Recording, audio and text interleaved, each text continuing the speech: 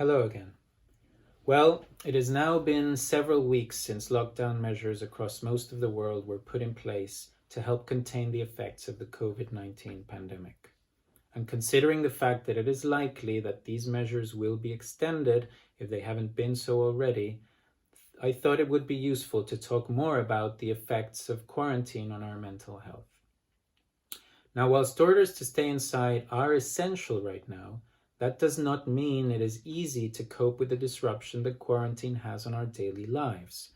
Quarantine directly affects our mental health by removing our sense of control, interfering with our capacity to function normally, and cutting us off from the world. Just a few examples of symptoms reported in research studies on quarantine include sadness, insomnia, confusion, fear, irritability, and emotional exhaustion. Therefore, if you are experiencing any of these, remember that they are normal and it is okay to be feeling this way. In any case, one way to completely refocus the way you're experiencing the lockdown is through a process called cognitive reframing. For example, instead of thinking that you're stuck at home, think that in fact staying at home keeps you and others safe. Instead of thinking that you've lost your freedom, consider the fact that you have relinquished your freedom for something noble and necessary for the greater good. Now, I, for one, can tell you how much I miss my family and friends, but at the same time, it's made me even more grateful to have them.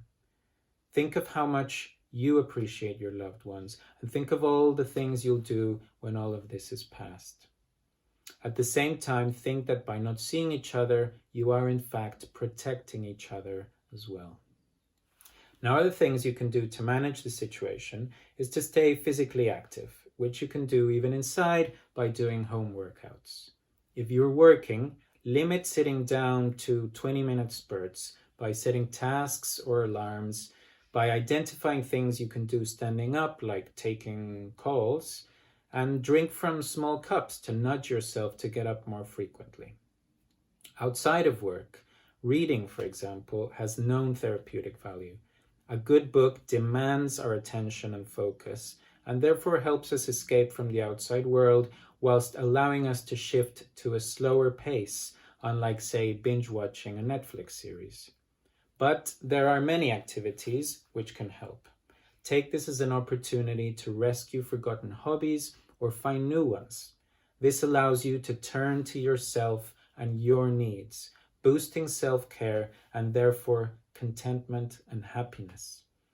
And finally, remember, we are all in this together. Thank you for listening. Till next time.